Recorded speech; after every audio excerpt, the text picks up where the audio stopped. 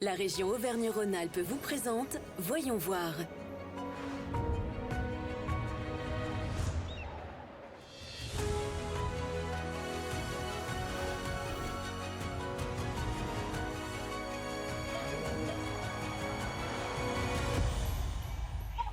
Cette semaine, Voyons voir s'intéresse à ces agriculteurs. En l'espace de quelques années, la région Auvergne-Rhône-Alpes a triplé son budget agricole. Sa DJA, sa dotation aux jeunes agriculteurs, est désormais la plus importante de France. La priorité affichée est claire, il s'agit de mieux accompagner les créateurs ou les repreneurs d'une exploitation. Lorsqu'il démarre en Auvergne-Rhône-Alpes, un jeune agriculteur peut ainsi percevoir jusqu'à 56 000 € d'aide via la DJA. Pour voir comment cela s'applique dans les faits, nous nous sommes rendus dans la petite commune d'Avèze, dans les monts du Lyonnais, aux confins du Rhône et de la Loire. Allez. C'est ici que Joséphine élève ses volailles et ses brebis sur des parcelles de plus de 16 hectares. Moi, je fais de la race à viande. Donc les têtes blanches, en fait, c'est de la race Texel. Et les têtes noires, c'est de la race Hampshire. Elles ont très bon caractère. Voilà, fallait que je prenne des races qui soient faciles, vu que je suis toute seule pour les changer de parc. Originaire de l'Allier, Joséphine a d'abord travaillé pendant un temps comme salariée agricole. En 2020, son envie d'être indépendante se concrétise quand elle pose sa candidature pour reprendre cette ferme. Elle monte son projet, obtient un crédit et diversifie l'exploitation. Là, c'est la partie des volailles festives. Donc là, il y a du chapon et de la pintade. Après Noël, oui, forcément, c'est une période, c'est la période pour nous, producteurs de volailles. On va pas se mentir, on a besoin de ça à un moment dans l'année pour notre trésorerie, quoi. Pour l'aider à se lancer, Joséphine a touché la première année 42 000 € via la dotation jeune agriculteur, sur un projet d'investissement à l'époque de 170 000 €.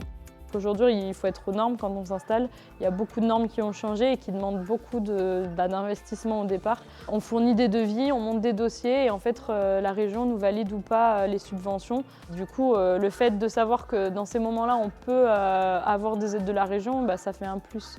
Ça fait un plus pour tenir et puis ça permet à un moment de se retrouver financièrement, quoi. Elle a touché les subventions pour les investissements réalisés sur l'achat d'un laboratoire, sur le silo d'aliments et sur les 4 poulaillers déplaçables. En fait, avant de valider le devis, j'avais envoyé le devis à la région avec un dossier. Donc le poulailler, sans aménagement intérieur, c'est 4 500 seul l'unité. Donc après, on multiplie par 4, plus tous les accessoires qui vont avec. Et la région prenait 30% en charge. Donc encore une fois, c'est pas négligeable quand on part de zéro et qu'on investit du départ, quoi. Pour ramasser les œufs, je m'y prends à 3 fois. Je fais le matin avant de partir sur le site d'Avèze. Quand je reviens à midi, je refais un ramassage et après je ramasse le soir vers 5h, 5h30. En fait, ça m'évite d'avoir des œufs cassés ou des œufs sales parce que les pondeuses, elles arrivent à en casser. Donc moins il y en a et moins elles en cassent, quoi. De la production à la vente directe en circuit court, vous allez voir comment la ferme de Joséphine arrive à tirer son épingle du jeu. Avant ça, faisons un petit détour dans le Cantal pour suivre les débuts d'une autre agricultrice, accompagnée elle pour reprendre l'activité familiale. Il y a de la brune, de l'Holstein rouge, il y a un petit peu de Normande. Morgane est agricultrice dans le Cantal, à 1 heure d'Aurillac. Une activité qu'elle exerce depuis peu, après avoir repris l'exploitation familiale avec ses oncles. L'année dernière, mes grands-parents ont décidé de prendre la retraite. Donc moi j'ai décidé de m'installer avec mes oncles. Je me suis installée le 1er avril 2023, donc ça fait que quelques mois, mais c'était la suite logique des choses. Pour reprendre l'activité et s'occuper des 280 hectares de l'exploitation, la jeune femme a pu bénéficier de la DJA, dotation jeunes agriculteurs.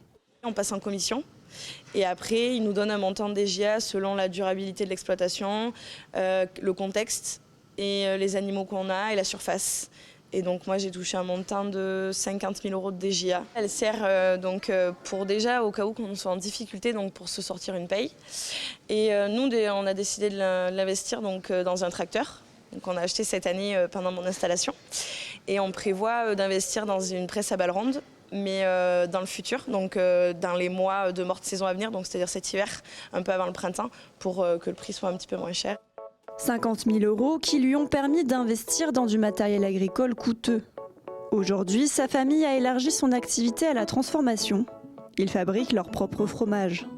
Tout est fabriqué et affiné sur la ferme et vendu par nous, en vente directe ou à des grossistes. Donc on l'a appelé le Jantou, parce que c'est le deuxième prénom de mon associé du coup, qui est le fromager. Et donc voilà, c'est une histoire familiale. Une histoire familiale qui dure depuis 5 générations et qui risque encore de faire des petits. Retour dans le Rhône, cette fois-ci à Turin, où ce samedi matin, Joséphine vient vendre ses produits en direct aux consommateurs dans ce magasin de producteurs locaux. On est 19 associés, en toute production confondue. J'ai 90% de ma commercialisation qui est ici, au magasin de producteurs. Ce que j'apprécie dans ce genre d'endroit, c'est que déjà on fait sauter l'étage intermédiaire des grandes surfaces et surtout qu'on peut traiter directement et discuter avec les gens qui produisent et qui vendent en même temps, donc c'est cool. Même quand on n'est pas là, le produit est vendu, il est mis en avant. Et puis quand on est de permanence, on joue le jeu en fait, de vendre pour tout le monde. Et ça, c'était quelque chose, un concept en fait, qui me plaisait beaucoup. Moi, je viens depuis l'ouverture, donc ça fait déjà quelques années. Et il est vrai que j'apprécie de venir une fois par semaine pour rencontrer déjà les producteurs et puis faire mes courses. Parce que je sais que les produits sont sélectionnés et sont très, très bien. Les bêtes sont élevées de façon formidable. Lorsque Joséphine est arrivée dans le groupement de producteurs en 2021, le magasin venait d'être refait à neuf. Aménagement des étals, frigo ou encore vitrines réfrigérées. Tous ces investissements ont été soutenus à hauteur de 30% par la région Auvergne-Rhône-Alpes. C'est quand même un bon appui en fait, financier parce que on avait besoin de remettre un peu un goût de neuf au magasin, de se remettre aux normes sur des choses. Et du coup, la région a soutenu le projet et du coup, ça permet quand même d'avoir un peu de trésorerie à un moment, quoi. Parce donc tout est financé par des prêts, mais les subventions, elles tombent sur facture.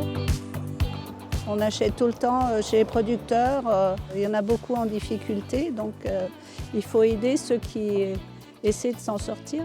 C'est sûr que si les agriculteurs ne seront pas aidés, ce genre de choses ne peut pas voir le jour. Donc c'est bien qu'on favorise les circuits courts.